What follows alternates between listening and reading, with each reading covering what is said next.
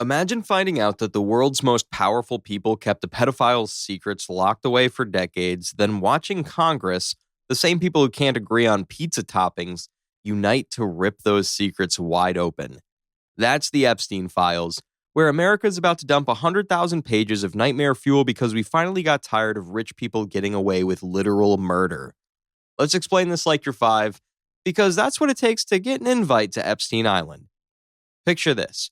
There's a really bad man who hurt children. All the grown-ups in charge knew about it. They had filing cabinets full of proof. But instead of stopping him, they let him keep doing it because he was friends with important people. Then when he got caught, he mysteriously died in jail, and everyone pretended like they lost the keys to those filing cabinets. Now Congress is taking a sledgehammer to the cabinets while the important people scramble like roaches when you turn on the kitchen light. That's Jeffrey Epstein. Except instead of one filing cabinet, it's 100,000 pages, and instead of a few important people, it's princes, presidents, and billionaires. Here's what's about to happen, and prepare yourself because this is dumber than a soup sandwich and darker than a black hole's depression. Congress just voted 427-1 to release every single Epstein document. 427-1. These people can't agree the sky is blue, but they agreed on this. The one guy who voted no? Clay Higgins from Louisiana, who thinks releasing FBI files will hurt innocent people. Buddy, the only innocent people in this story are the victims, and they're the ones demanding these files. We're innocent until proven guilty. You literally have an island called Pedophile Island. That's circumstantial. It's literally called that on Google Maps. Let's rewind to how we got here because this story is more twisted than a pretzel in a tornado. 2005, a 14-year-old girl in Palm Beach tells police that a rich guy named Jeffrey Epstein molested her. Police investigate. They find dozens of victims. The FBI gets involved. They're building a massive case. Federal prosecutors are ready to drop the hammer. Then something magical happens, and by magical, I mean criminal. Epstein lawyers, including Alan Dershowitz, yes, the Harvard professor who later defended Trump, negotiate a deal so sweet it should have come with insulin. Epstein pleads guilty to basically jaywalking with a minor. Gets 13 months in county jail where he's allowed out 12 hours a day for work. The deal includes immunity for any potential co-conspirators. That's like robbing a bank and getting a deal that covers everyone who's ever been in a car with you. The prosecutor who approved this deal? Alex Acosta. He later became Trump's labor secretary. He resigned when people found out about the deal. Shocking, I know. But here's the really sick part. They kept the deal secret from the victims. These girls didn't even know their cases were being thrown away until it was done. It's like someone stealing your car and the cops helping them paint it a different color. For the next decade, Epstein goes back to his life. Private jets, private islands, private parties with underage girls. Prince Andrew visits him. Bill Gates has meetings with him. Politicians, CEOs, academics, they all keep hanging out with the registered sex offender because apparently that's just a minor character flaw, like being bad at parallel parking. Then 2018 happens. The Miami Herald publishes an investigation that basically says, hey, remember that pedophile who got away with it? Yeah, he's still doing it. The story goes viral, people lose their minds, and the Southern District of New York says, fine, we'll arrest him again. July 2019, Epstein gets arrested at an airport returning from Paris. They search his Manhattan mansion.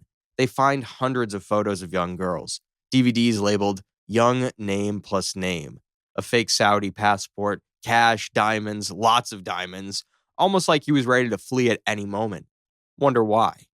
The judge denies bail, calling him a danger to the community. No kidding. That's like calling fire a danger to wood. Then August 10th, 2019, the most convenient suicide in human history. Epstein dies in federal custody. The cameras malfunction. The guards fall asleep. Both guards. At the same time. While watching the most high-profile prisoner in America. He's on suicide watch, but somehow has sheets to hang himself. The medical examiner says suicide. Another examiner says the injuries look more like homicide. The internet says we literally all knew this would happen. His death meant no trial. No trial meant no evidence presented. No evidence meant all those powerful people breathe a sigh of relief so deep it probably affected the tides. But wait, there's more. 2020, they arrest Ghislaine Maxwell, Epstein's right-hand woman, his madam, his procurer. During her trial, prosecutors present evidence. Flight logs showing Bill Clinton flew on Epstein's plane 26 times. Photos of Prince Andrew with his arm around a 17-year-old victim. Lists of contacts including Donald Trump, Alan Dershowitz, and half of Wall Street. Maxwell gets convicted. 20 years in prison. But here's the thing. She's the only one. One person goes to jail for a conspiracy that involved hundreds of girls and dozens of powerful men. That's like arresting one person at Woodstock for drug possession. Throughout all this, the FBI has been sitting on boxes and boxes of evidence. Witness interviews, financial records, that contact book they found with everyone's phone numbers circled, videos from Epstein's properties. Yeah, videos from the hidden cameras in the bedrooms. Let that sink in like a stone in quicksand. The FBI could have released these files anytime. The DOJ could have prosecuted more people, but they didn't. They sat on it like a dragon hoarding gold, except the gold is evidence of child abuse and the dragon is bureaucracy.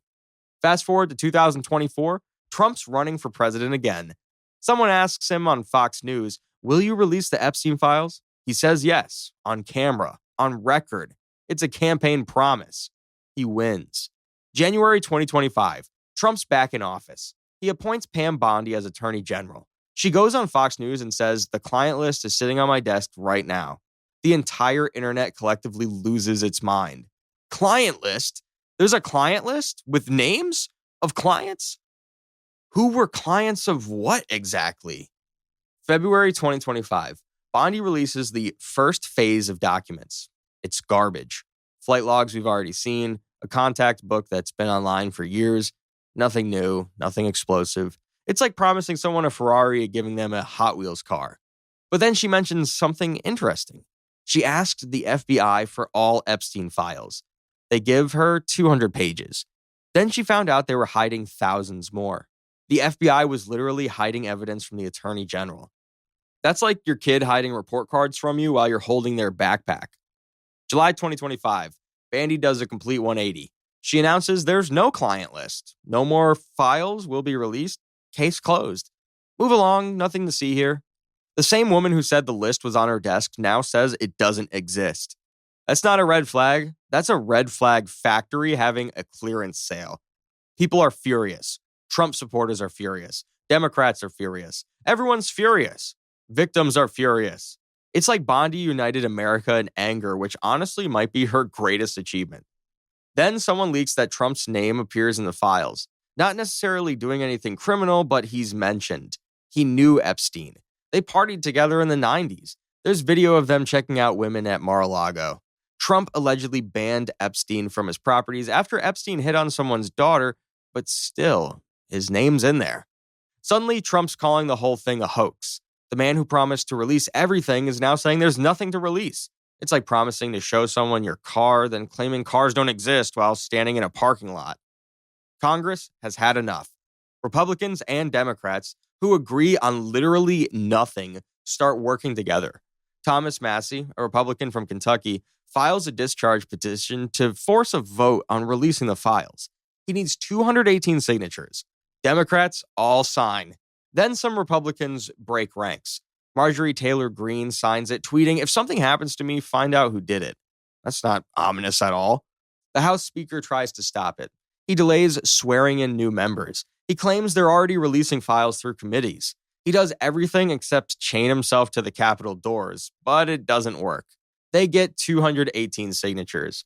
Trump panics. He orders new investigations into Bill Clinton and other Democrats mentioned in the files.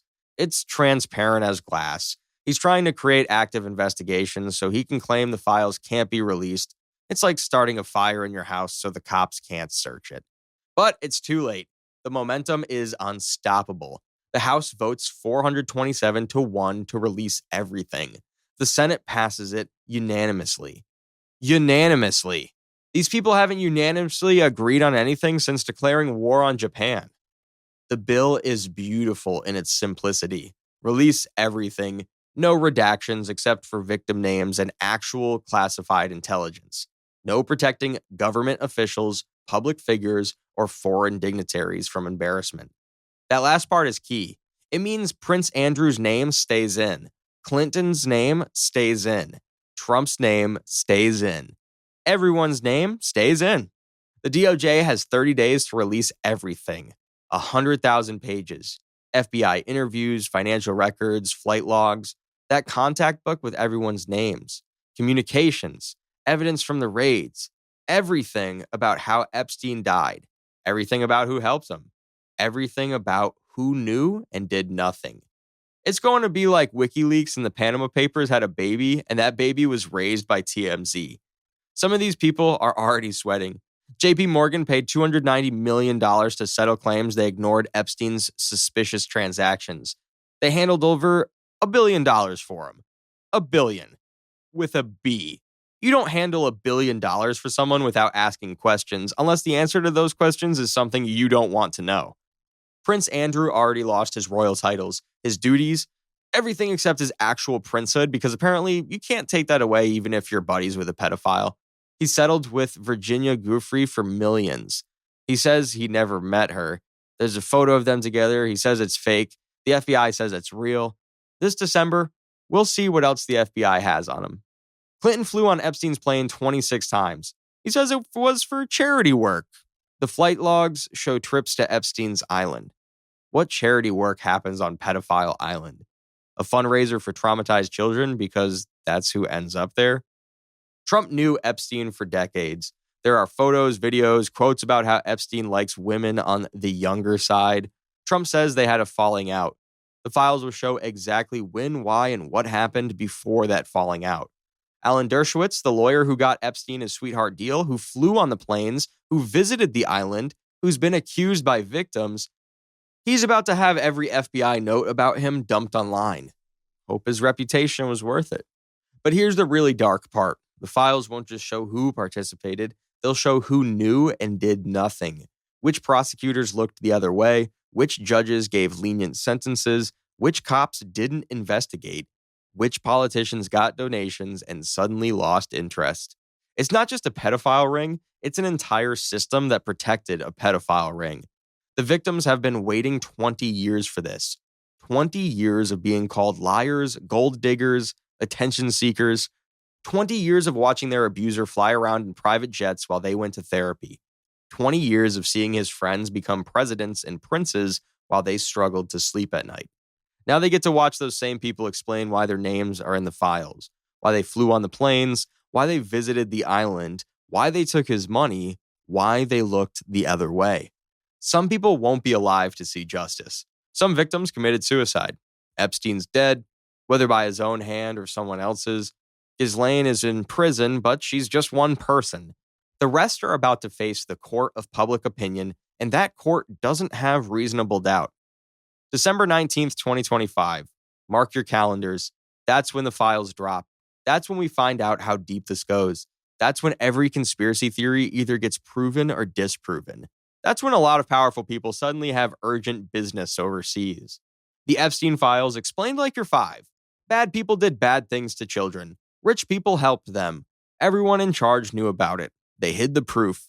Now Congress is making them show the proof. The bad people are scared. They should be. This isn't about political parties. This isn't about conspiracy theories. This is about children who were hurt while adults who could have stopped it chose not to. It's about a system so corrupt it protected a pedophile because he knew the right people. It's about justice delayed, but hopefully not denied. We're about to see what happens when you lift up the rock that all the cockroaches have been hiding under. Some will scatter, some will get squashed, some will claim they were never cockroaches at all. But the light's coming whether they like it or not. And for the first time in the whole sick story, the victims get to hold the flashlight. Welcome to December 2025, where we're about to find out that everything you suspected about rich people and power was actually worse than you imagined. But at least we'll finally know the truth. And somewhere, in whatever hell he's in, Jeffrey Epstein isn't killing himself over this.